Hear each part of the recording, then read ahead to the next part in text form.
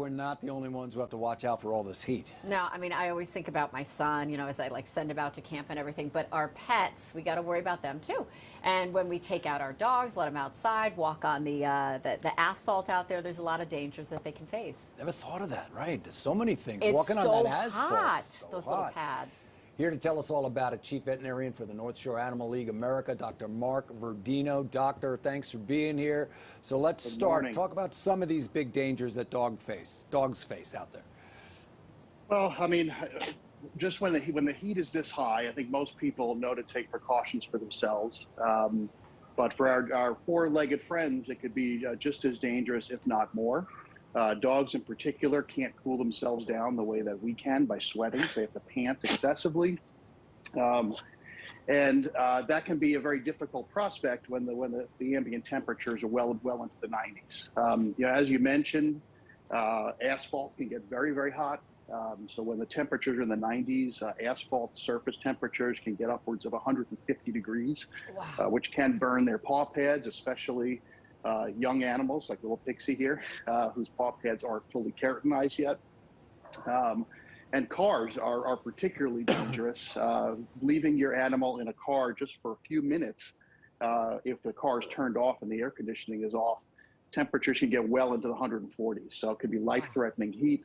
And we have seen many cases of heat-related incidents come in since the temperatures have gotten so high.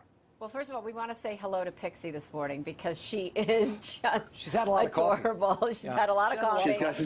She's a young girl, and she's got adorable ears. She's available.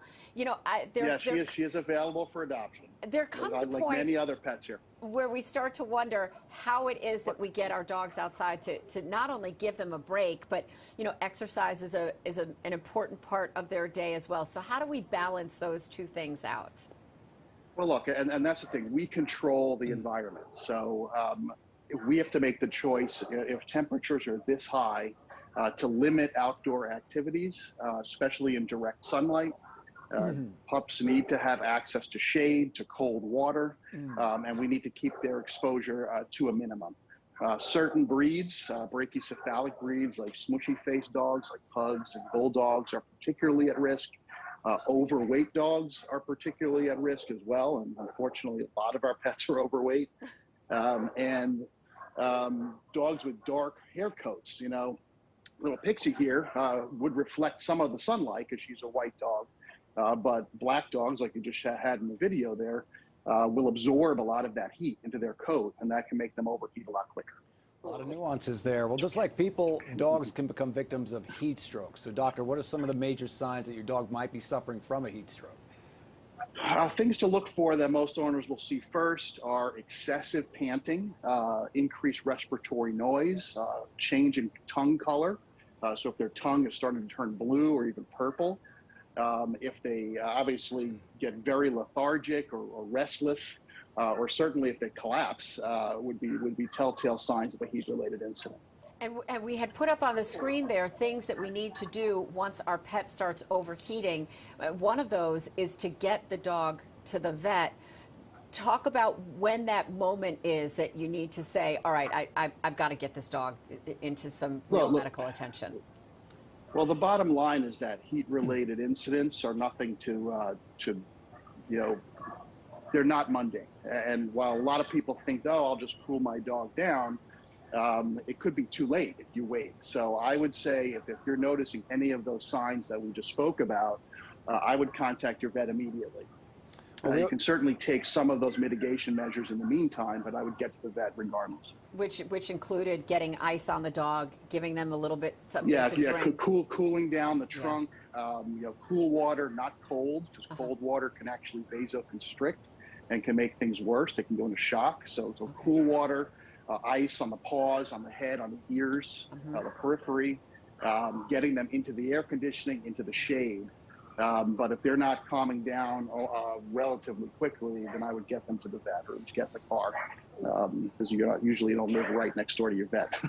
Let's talk a little bit about hydration. Obviously, it's huge, so you should probably bring water out just in case there isn't water available. And when the dog is panting, a lot of people think the dog is thirsty, but that could also be heat as well.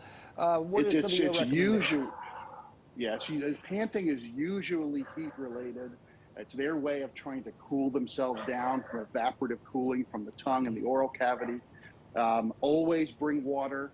Always have cool water available. So a lot of people will go out in 90-degree heat, and if the water's out there for even just a few minutes, that water will be 90 degrees.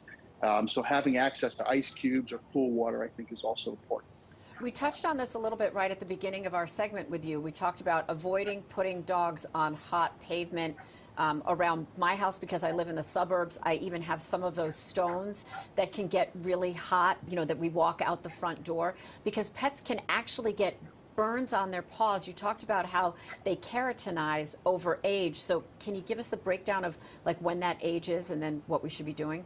It's variable, and certainly dogs genetically are designed to live outdoors, so they do have thicker skin on their paw pads than we have on our feet. Because we wear shoes, obviously, so they can handle it a little better than we can. However, certainly young pups like Pixie here, where the paw pads are nice and soft, they'll get burned very, very quickly. But even older dogs, where the paw pads are thicker, if they're on those surfaces for an extended period of time, long walks on asphalt, that can still burn them. Yeah, my guy Milo is only 13 pounds, so I pick him up and physically take him out and put him onto the grass, which is the easiest way. Dr. Mark Verdino with North Shore Animal League as the lead veterinarian. Thank you so much for being here this morning. And of course, make sure you adopt as well. Little Pixie is available. Adopt little Thanks Pixie. so much, Dr. Verdino. And thank you very much. Bye-bye. Okay, bye-bye.